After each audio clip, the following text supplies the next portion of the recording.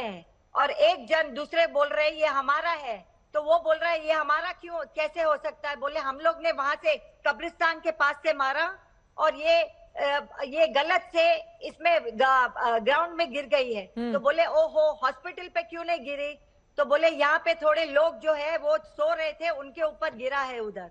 तो ये 500 लोग नहीं है जो बोल रहे हैं, ये सब गलत बता रहे हैं। हम लोग इधर रहते तो हमको पता है। दे रही है चित्रा जी, उनको बोलिए मीडिया रिपोर्ट्स पढ़े और मिसगाइड नहीं करे। ये बहुत सेंसिटिव इशू है, इंसानियत को बचाने की बात हो और गलत मिस इन्फॉर्मेशन नहीं हो, प्लीज। ये गलत इंफॉर्मेशन दे रहे हैं, गलत इंफॉर्मेशन दे रहे हैं। आप मिसगाइड कर रही हैं, आप मिसगाइड कर रही हैं। ऐसा लग रहा है कि आप वहां मौजूद थी और आपने देखा कि वो पूरे जो रॉकेट्स आए हॉस्पिटल के पास, आपने वो प्रेस कॉन्फ्रेंस नहीं देखा, आपने वो तमाम चीजें, आप यहाँ पे आके मिसगाइड क्यों कर रही लोगों को? आप बराबरी की बात करिए, बैलेंस करके बात करिए और कोशिश करिए कि ऐसा मामला हो कि दोनों तरफ ये डीएस्केलेशन की तरफ जाए। बात वन साइडेड बात नहीं होनी चाहिए। I was not there, but you were also not there. So don't try to take sides. Yeah. It is. So you accept that you are not there, right? Then if you are not there, then how do you know that these things पता है 500 bodies कितने होते हैं? एक एक करके दाऊदी रमीज साहब, एक बार उनकी बात हो जाए, रीना पुष्कर्णा जी की बात हो जाए, क्योंकि वो इजराइल के भीतर मौजूद हैं। आप सोचिए वो एक कारोबारी हैं, तमाम कारोबार ठप करके इस वक्त कहां से कौन सा रॉकेट आकर किसकी जान ले ले, खतरे में उन लोगों की भी जिंदगी है। एक बार उनकी बात हो जाए, उसके बाद आप इस पर काउंटर करिएगा रीना जी। तो ये सामने आ रहा है अभी, और सुबह वो लोग सब, वो CNN सब सॉरी बोल रहे थे कि उन्होंने कहा कि ये इजराइल का रॉकेट था। ये इजराइल का रॉकेट नहीं था, मगर इजराइल को टाइम लगा ये प्रूव करने के लिए कि उनका रॉकेट नहीं था, ये इस्लामिक जिहाद का रॉकेट था। ओके, जो हुआ सो हुआ। 500 लोग नहीं मरे, हाँ मरे लोग, मगर 500 लोग नहीं मरे। एक वो चीज है। दूसरी चीज है, आज के दिन सबके व्हाट्सएप पे आ रहे हैं कि खाना नहीं है गाजा में, पानी नहीं है गाजा में, पर रॉकेट थम नहीं रहे हैं। दैट मीन्स सब जो उनको पैसा भेजा जाता था अपने लोगों को आगे बढ़ाने के लिए, अपने लोगों को खाना, उनको स्टेटस बढ़ाने के लिए, उनको एजुकेशन के लिए, वो कुछ नहीं देते थे, सिर्फ रॉकेट्स। तो रॉकेट के लिए उनके पास बहुत पैसा है, मगर खाना और पानी के लिए सब कुछ खत्म हो गया। ये आज की न्यूज है कि इनके रॉकेट खत्म नहीं होते। रॉकेट से हमला तो अभी भी किया जा रहा है। और देखिए गाजा में आम लोगों को किस तरह से ह्यूमन शील्ड के तौर पर इस्तेमाल किया जा रहा है हमास के तमाम आतंकवादियों की ओर से। वो सघन घनी आबादी में रहते हैं और फिर उनको उम्मीद रहती है कि नागरिकों पर हमला नहीं किया जाएगा।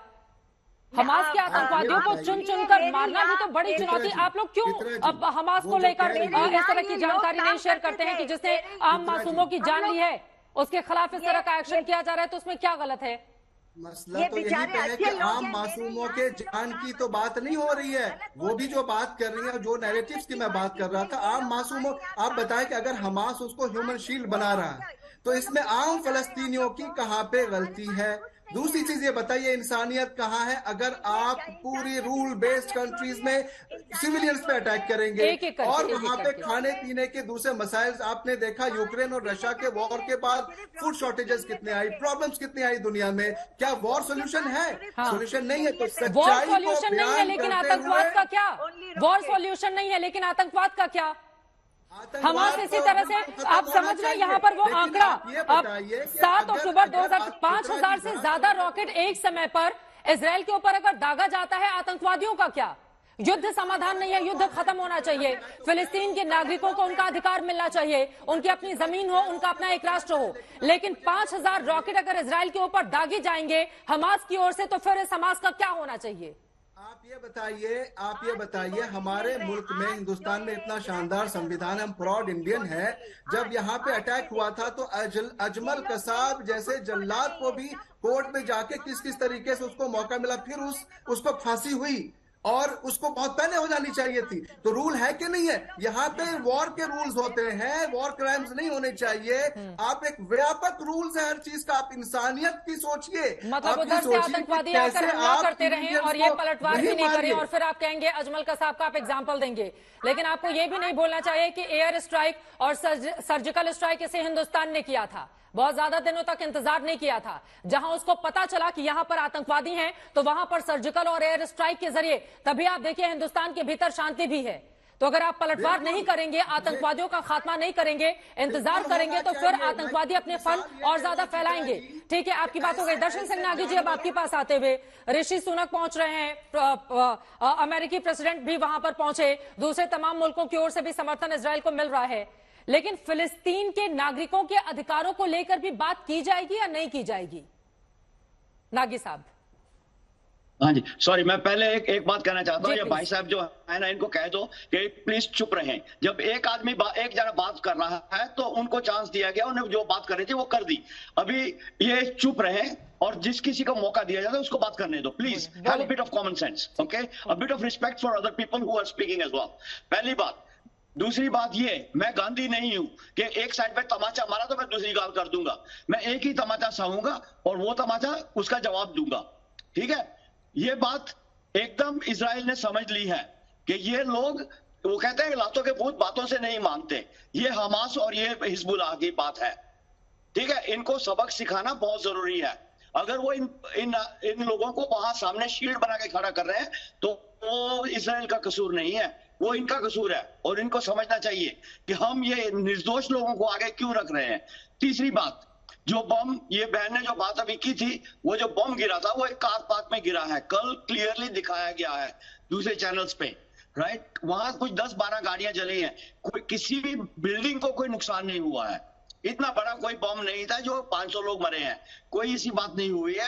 कार पार्क में बम गिरा है और वो फटा है, और जो इधर उधर छोटा मोटा नुकसान हुआ है वही हुआ है। और उस चीज को लेके ये लोग गलत न्यूज दुनिया में फैला रहे हैं। अभी मैं आता हूँ ऋषि सुनक की बात पे। ऋषि सुनक जी गए हैं, हमारी बात बहुत क्लियर है यूके में और across the party, not just conservative party, even labour party वगैरह भी हमारे साथ खड़े हैं कि ये जो हुआ है हम इजराइल के साथ इसमें खड़े रहेंगे and we will do it right to the end. कोई वो बात नहीं है कि हम यहां से करें वहां से करें, ये बात नहीं होगी। हम साइड नहीं चेंज करेंगे। हमारा लिंक, जो इन लोगों ने ब्रिटिश नागरिकों को पकड़ा है वो इनको छोड़ने चाहिए। या मैं तो सिर्फ वो नहीं, जितने नागरिक पकड़े उसमें बच्चे हैं, औरतें हैं, क्यों उनको पकड़ के रखा है? क्यों पकड़ के रखा है? अपनी बात को आप आगे बढ़ाएगा। एक बड़ी खबर आ रही है, तेल अवीव में प्रदर्शन किया जा रहा है आतंकवाद के खिलाफ। जिस तरह से हमास के आतंकवादियों ने हमला किया था उसको लेकर अब जो आम इजरायली नागरिक हैं, और यहां पर तस्वीरें आपको दिखा रहे हैं, यूनिवर्सिटी की ये तस्वीरें हैं, लापता या मारे गए 1000 से ज्यादा लोगों की तस्वीरों को यूनिवर्सिटी के भीतर लगाया गया है। तेल अवीव यूनिवर्सिटी है जहां पर ये तस्वीरें लगाई गई हैं और अपने लोगों को याद किया जा रहा है इजराइल के नागरिकों की ओर से।